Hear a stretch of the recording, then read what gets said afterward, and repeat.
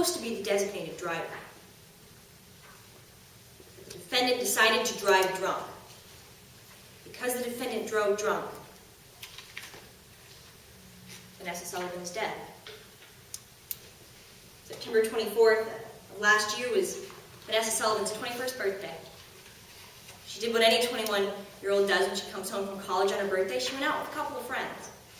She goes to a bar called Chubby's, has a couple drinks, watches her favorite local band perform with her best friend and a buddy from college, the defendant.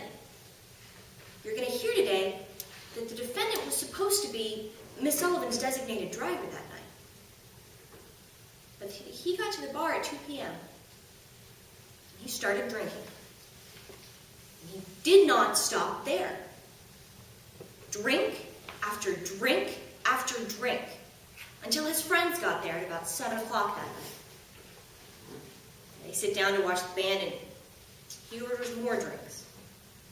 You're going to get a chance to see his bar tabs from that night, see how much alcohol he purchased. You're going to hear that the defendant had drink after drink after drink. And then he walked out of the bar and got behind the wheel of a car.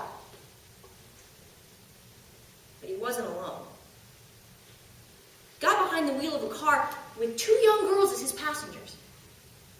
You're going to hear today the defendant wasn't just a little intoxicated. He was falling down, spilling his drink on strangers, drunk, when he took the keys from his friends. You're going to hear from the cab driver who tried to offer him a ride. The defendant said the cab driver was too slow.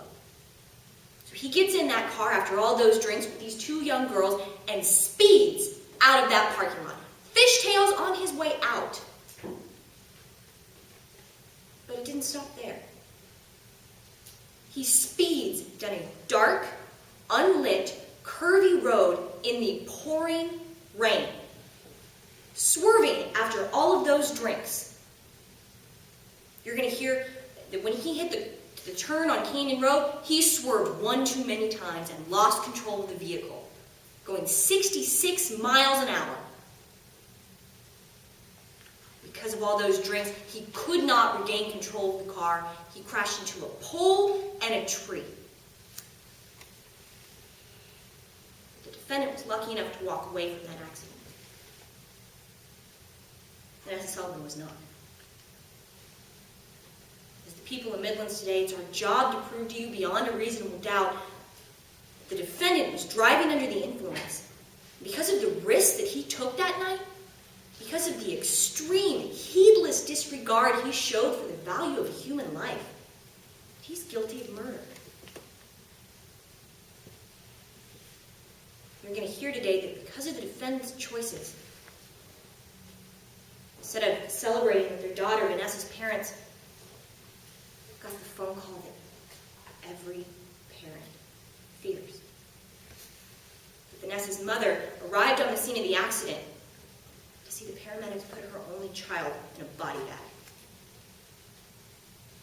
Because of the defendant's choice to drive drunk that night, Vanessa's parents never get to see her graduate from college, which is what she would have done this fall. Mr. Sullivan will never get to walk his little girl down the aisle, see her have her first child, or hear their grandchild laugh. Because the defendant promised his friend he'd be the designated driver. But he drank anyway.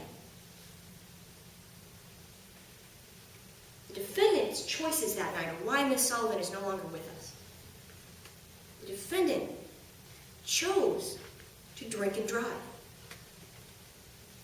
Chose to get behind the wheel of that car after he had been at a bar for 11 hours.